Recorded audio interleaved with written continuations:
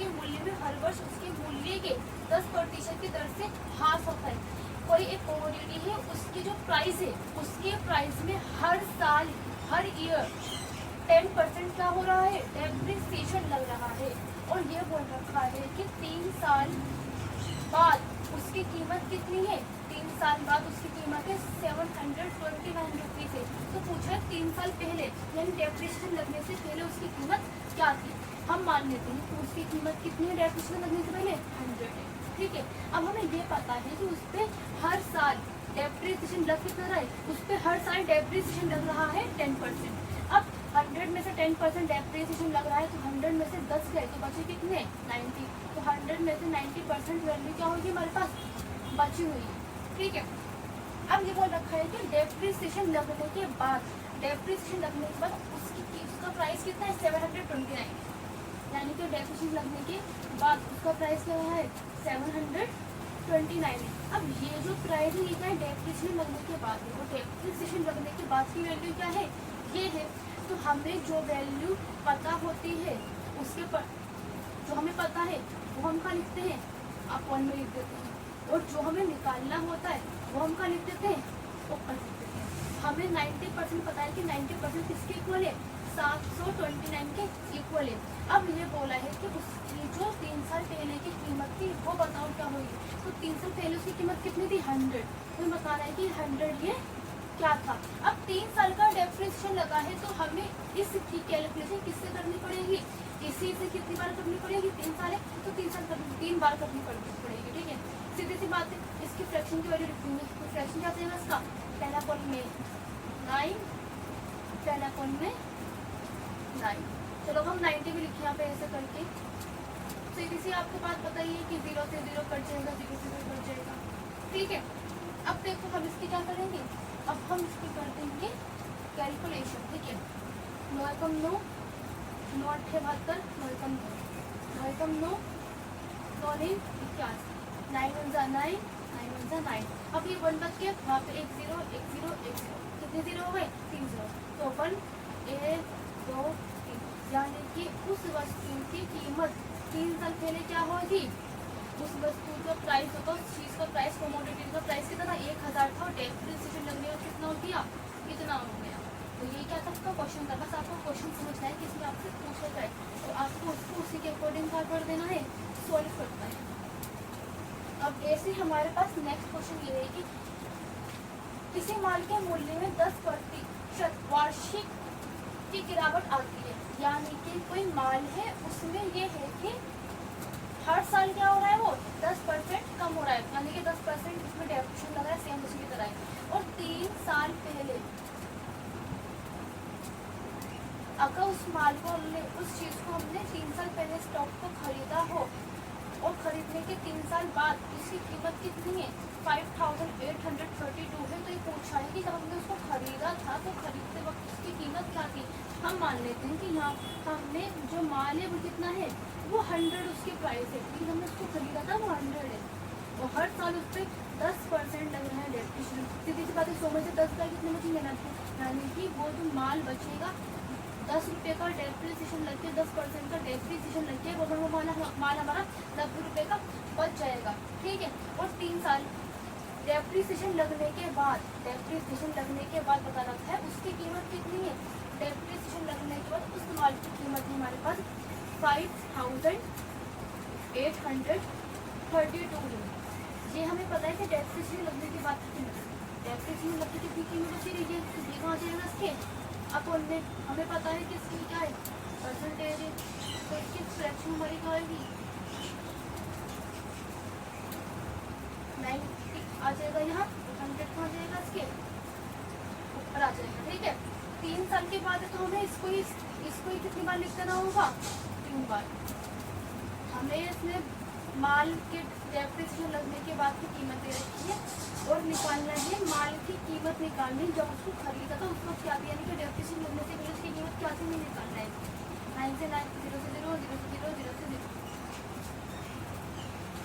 ठीक है, अब हम निकालते हैं इसका 9 कम 9, 9 6 54, और यहाँ चला गया 9 4 सा 36, हमारा 7 यहाँ पे आ गया, 9 8 सा 72, अभी 9 से 9 1 सा 9, 9 7 सा 63, और यहाँ गया 9 2 सा 18, अभी 9 1 सा 9, 9 8 सा 72, अभी 1 0 1 0 1 0 कितने हो गए, 2 0 हो गए, यानी कि 8 1 0 1 0 1 0 3 0, यानी कि डेप्रिसिएशन लगने से पहले उसका अमाउंट क्या था, उसकी कीमत थी 8,000 रुपये।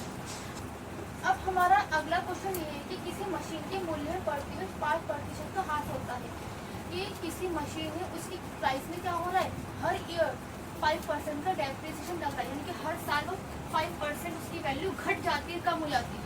ठीक है, अब हमें उसका करंट प्राइस दे रखा है, हमने जो पहले क्वेश्चन करे उसमें हमने उसका करंट प्राइस निकाला है, लेकिन इसमें क्या है, इसमें हमें करंट प्राइस दे रखा है।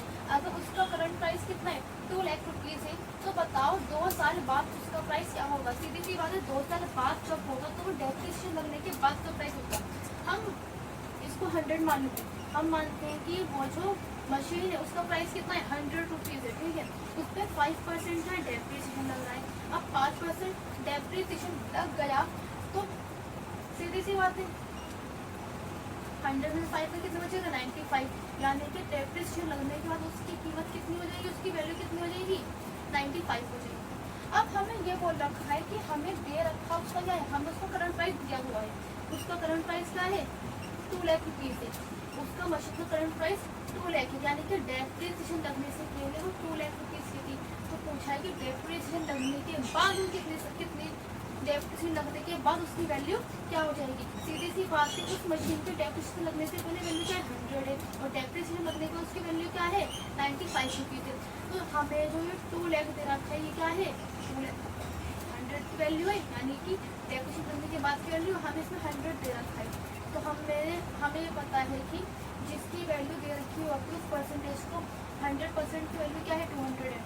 100 को मान लेते तो उसको करके अपर में लिख देते हैं, और जो हमें फाइंड आउट करना होता है उसको हम लिखते हैं ऊपर। तो हमें डेप्रिसिएशन लगने के बाद उसकी वैल्यू निकालनी है। तो इसका मतलब ये है कि हमें डेप्रिसिएशन लगने में उसकी वैल्यू कितनी हो जाएगी, 95 का लग देंगे, हमें 95 बदल देंगे। और 2 साल पूछा है कि 2 साल बाद उसकी वैल्यू क्या हो जाएगी, यानी कि 2 साल का डेप्रिसिएशन लगने होगा 95, तो 95 और 100 को हम कितनी बार लिख देंगे, 2 बार लिख देंगे। ठीक है, हम इसको कट कर लेंगे, 19 5 सा सॉरी 5 19 5 सा, और ये 5 2 सा, सेम जगह से 20, यहाँ पे क्या गया हमारा 90। ओके, ये 2 0 से 2 0 कट हो गए, 2 1 सा 2। ठीक है, हमारा यहाँ पे कितना आ गया,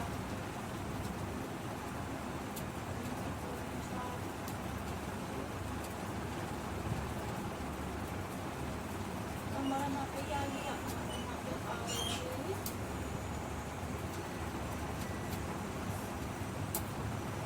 हमारा ये 500 आ गया। अब ये जो 500 हमारा आया है, हमें इस 500 से क्या करना है, हमें इस 19 की करनी है, 19 के लिए 5 से मल्टीप्लाई कितना आ जाएगा, 95 और 0, फिर 19 की कर देंगे हम किससे मल्टीप्लाई, अगेन इस 95 अगले जगह को कर देंगे तो क्या आ जाएगा, 1805000।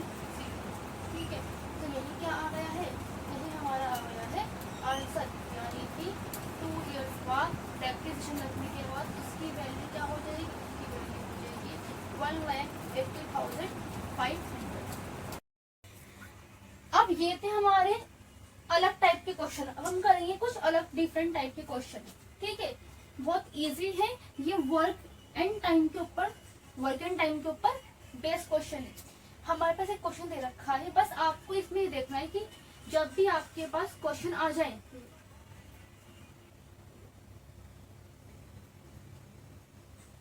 जब भी आपके कोई वर्ड प्रॉब्लम आ जाए, तो आपको बस उसमें ये देखना है कि किसका कंपैरिजन हम किससे कर रहे हैं।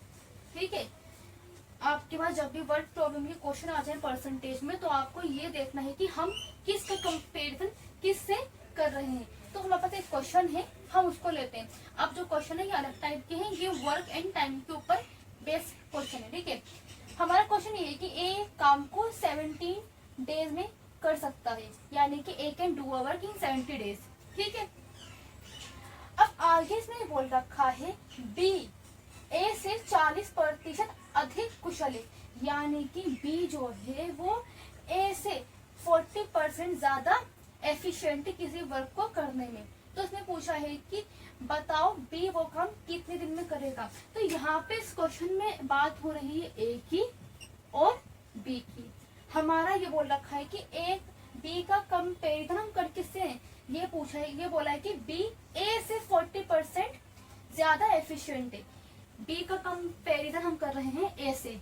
अब जिस मैंने आपको बता रखा है, इसमें पॉइंट ये है, बस आपको ये देखना है कि किसका कंपैरिजन किससे कर रहे हैं। हम बी का कंपैरिजन ए से कर रहे हैं और जिसका कंपैरिजन हम जिससे करते हैं हम उसको मान लेते हैं 100%, यानी कि ए जो है वो कितना एफिशिएंट है, वो 100% एफिशिएंट है। अब बी क्या है, बी ए से 40% ज्यादा एफिशिएंट है, यानी कि ए तो 100 है और बी क्या है, बी जो है वो ए से 40% ज्यादा है। ए तो 100 है, ए से 40% ज्यादा है, तो यानी कि बी कितना एफिशिएंट है, बी हमारा 140 एफिशिएंट है। ठीक है, ये इनकी क्या है, ये इन दोनों की है, ये इन दोनों की एफिशिएंसी ए और बी की।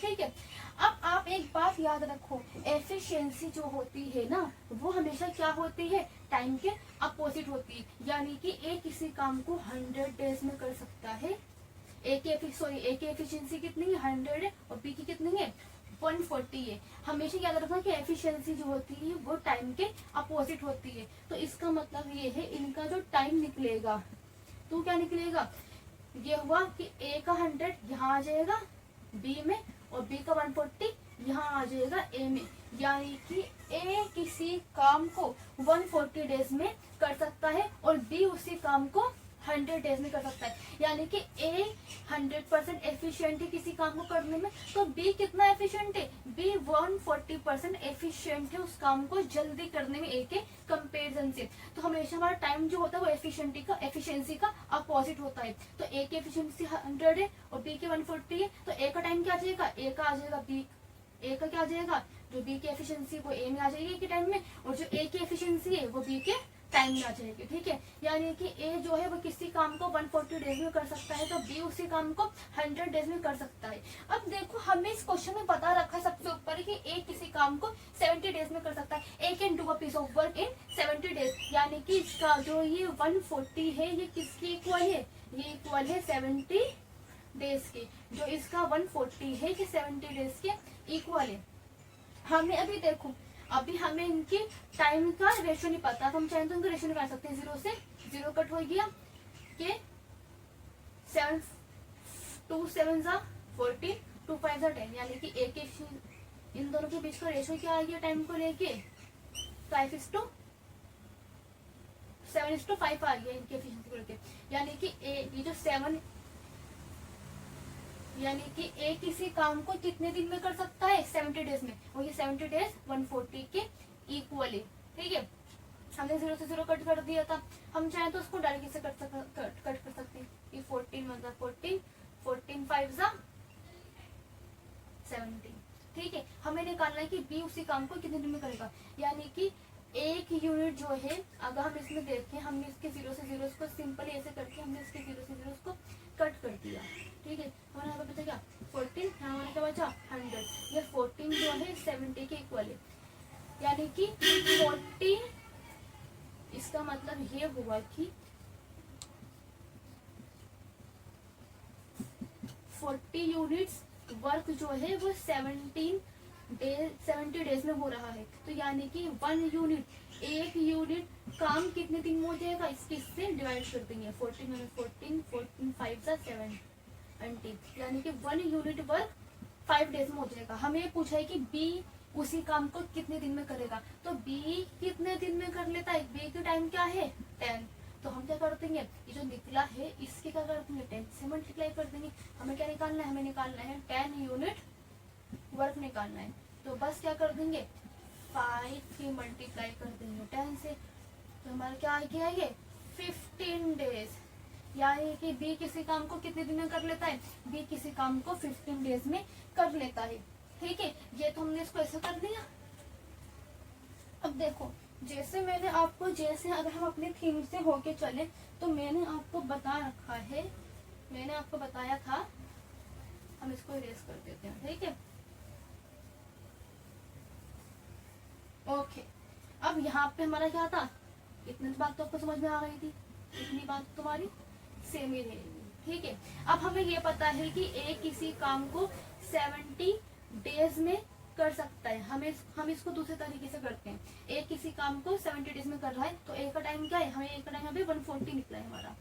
मैंने आपको बता रखा था कि जो वैल्यू हमें जिसकी दी होती है वो हम कहाँ लिख देते हैं, अपॉन में। हमने क्या लिख दिया, 140 अपॉन में, और हमें इसकी वैल्यू 140 की वैल्यू में दी क्या है, 70 डेज। तो 70 डेज हम कहाँ लिख देंगे, ये ऊपर लिख देंगे, यहाँ पे लिख दिया। अब हमें जिसकी वैल्यू निकालनी होती है वो हम कहाँ लिख देते हैं, वो हम लिख देते हैं ऊपर। हमें निकालना क्या है, बी का टाइम निकालना, कि बी के उसी काम को कितने दिन में करेगा। बी उस काम को 100 डेज हमने मान लिया था, तो 100 हम कहाँ लिख देंगे, बी निकालना है तो 100 ऊपर लिख देंगे। ये 0 से 0 कट, 14 1 14, 14 5 17, 5 कर देंगे 10 से मल्टीप्लाई, तो क्या आ जाएगा 50 डेज। यानी कि बी उसी काम को कितने डेज में कर सकता है, बी उसी काम को 15 डेज में कर सकता है, ठीक है। ये हमारे इस टाइप के क्वेश्चन है जो हमारे वर्किंग टाइम के ऊपर बेस्ड है, ठीक है। अब ऐसे हमारे पास हम लेके चलते हैं नेक्स्ट क्वेश्चन की तरफ। हमें नेक्स्ट क्वेश्चन इसमें दिया हुआ है कि ए किसी काम को 14 डेज में कर सकता है। A can do a piece of work in 12 days. A किसी काम को 12 डेज में कर सकता है। बी ए से 16% अधिक कुशल है। B is 16% more efficient than A. जो बी है वो ए से कितने परसेंट एफिशिएंट है, 16। अब मैंने आपको सबसे फर्स्टली बताया था कि हमें इसमें ये देखना है कि किसका कंपैरिजन हम किससे कर रहे हैं, ये वर्ड प्रॉब्लम आपको देखना है। हमने देखा है कि बी का कंपैरिजन ए से हो रहा है, बी का कंपैरिजन जो है वो किससे हो रहा है, ए से। और मैंने क्या कहा है कि जिसका कंपैरिजन हम जिससे करते हैं तो उसको कितना मान लेते हैं, उसको 100 मान लेते हैं परसेंटेज वाले क्वेश्चन में। तो हम ए का कंपैरिजन बी से कर रहे हैं ना, तो हम बी का कंपैरिजन ए से कर रहे हैं, तो ए को हम क्या मान लेंगे, 100 मान लेंगे। और बी कितने ज्यादा एफिशिएंट है, बी जो है 60% एफिशिएंट है, मोर एफिशिएंट है बी से, 60% ज्यादा है किससे, ए से। जो बी है वो ए से 60% ज्यादा एफिशिएंट है, यानी कि बी की एफिशिएंसी कितनी आ गई, 160 क्या आ गई हमारे यहाँ पर, बी की एफिशिएंसी आ गई। तो यहाँ पर ये जो दी है ये इन दोनों की हमें एफिशिएंसी दी हुई है। ए की एफिशिएंसी 100 है तो बी की क्या है, 160 है। अब आपको याद होगा कि मैंने अभी आपको बताया था कि टाइम जो होता है वो एफिशिएंसी का अपोजिट होता है, यानी कि बी की एफिशिएंसी ए का टाइम बन जाएगी और ए की एफिशिएंसी बी का टाइम बन जाएगी, ठीक है। यानी कि ए किसी काम को ए 160 डेज में करता है तो बी उसी काम को 100 डेज में करता है। अब हमें बोल रखा है कि ए जो है वो किसी काम को 12 डेज में करता है, यानी कि ए के जो 160 है ये किसके इक्वल है, ये इक्वल है 12 डेज के। तो पूछा है कि बी उसी काम को कितने डेज में करेगा, ठीक है। तो हमें जो दिया होता है, हमें 12 दिया हुआ है तो 12 लिखेंगे यहाँ पर। और 12 जो है वो ये जो है ये किससे इसका रिलेशन है, इसका है 160 से ए से, ठीक है। यानी कि ए जो है वो किसी काम को 12 डेज में कर सकता है और ए की टाइमिंग हमने कितनी लिखी है, 160 लिखी है। तो जो हमें दिया होता है वो हम कहाँ लिख देते हैं, नीचे लिख देते हैं अपॉन में, ठीक है। यानी कि इसकी वैल्यू दी हुई है तो उसको हम लिख देंगे अपॉन में, और जो हमें निकालना होता है हम कहाँ लिख देते हैं, ऊपर। 100 कहाँ आ जाएगा, इसके ऊपर आ जाएगा, 0 से 0 कट, 4 3 12, 4 4 60, ओके। तो अब हम क्या कर देंगे इसके, इससे 3 1 3 और 0 का 0 अपन में आ गया 4। अब इसको हम ये कट हो रहा है 2 से, 2 2 4, 2 1 2, 2 5 10। अब हमारा ये आ गया है 15 अपॉन में 2। हम इसको मिक्स फ्रैक्शन में लिख देंगे। मिक्स फ्रैक्शन में इसकी वैल्यू क्या आ जाएगी, 2 7 14, 15 में से 14 गया, 1 बचा, 1 का जाएगा यहाँ पर, अपॉन में इसके क्या आ जाएगा 2।